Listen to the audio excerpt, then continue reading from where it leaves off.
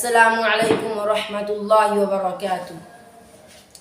الحمد للہ رب العالمین والصلاة والسلام علی رسولہ الکریم، اما بعد، اعوذ باللہ من الشیطان الرجیم، بسم اللہ الرحمن الرحیم۔ محترم سامعین کرام، نوجوان ساتھیوں اور میرے دینی اور ملی بھائیوں، آج کے اس تقریر میں میرا عنوان ہے حقوق الاولاد۔ کلمہ اولاد بہت ہی پیارا اور بکثرت استعمال ہونے والا لفظ ہے۔ اس کا اطلاق لڑکا اور لڑکی دونوں پر ہوتا ہے۔ یہ بھی حقیقت ہے کہ ماں باپ کے لیے اولاد بہت بڑی دولت ہے، کیونکہ یہی اولاد والدین کی کمائی اور بڑھاپے میں سہارا ہے۔ مگر مذہب اسلام میں جہاں نیک اولاد کو ایک نعمت کہا گیا ہے، وہیں اولاد بد کو بہت بڑے فتنے سے تعبیر کیا گیا ہے۔ حضرات، جیسا کہ ارشاد نبوی ہے، الغلام مرتہن بعقیقتہ تذبح عنہ یوم السابع ویسمى فیہ ویحلق راسہ، یعنی نو مولود اپنے عقیقے کے ساتھ گروی کی مانند ہوتا ہے۔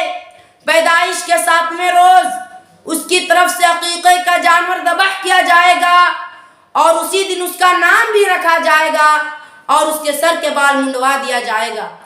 لیکن آج اس معاشرے میں، آج اس سوسائٹی میں نظر دوڑائی جائے، جھانک کر دیکھا جائے تو والدین اپنے بال بچوں کا نام شریعت کے مطابق نہیں رکھتے، قرآن و حدیث کے مطابق نہیں رکھتے، نبی کے حکموں کے مطابق نہیں رکھتے۔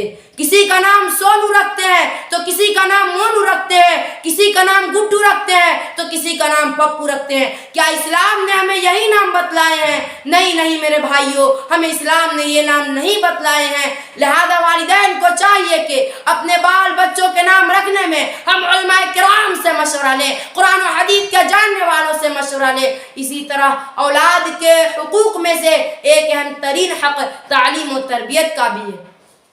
اگر والدین اپنے بال بچوں کو اسلامی تربیت دیں گے اور انہیں مدرسے اور مسجدوں میں تعلیم حاصل کرنے کے لیے بھیجیں گے تو وہ اولاد ان کے حق میں بھلائی کی دعا کرے گی اور کہے گی، یا ربی اے میرے رب، میرے ماں باپ پر تو اس طرح رحم فرما جس طرح انہوں نے مجھے بچپن میں پالا تھا۔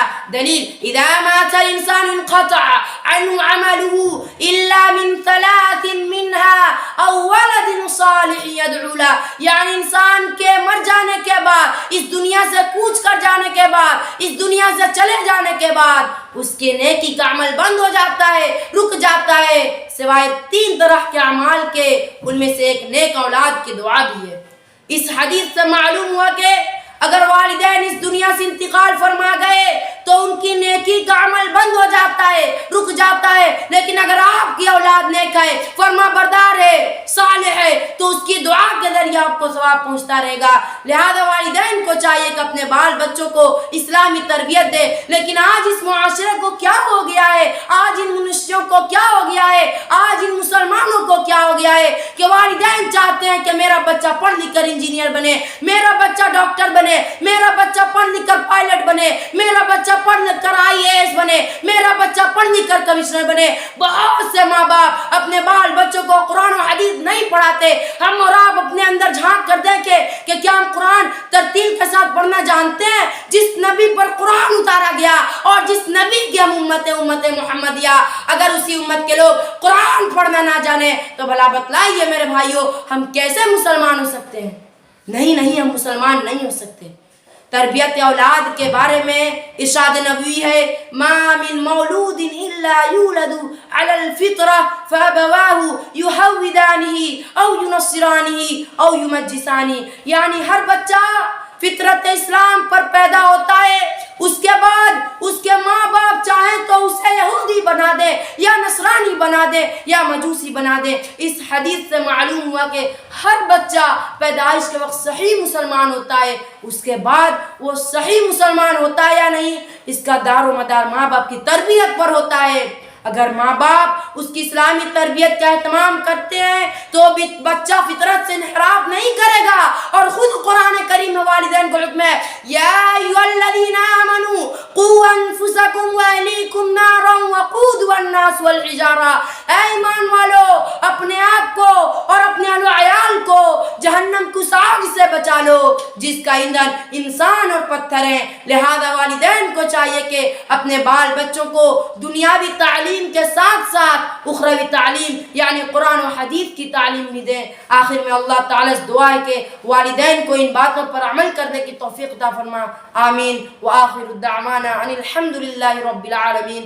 السلام علیکم ورحمۃ اللہ وبرکاتہ.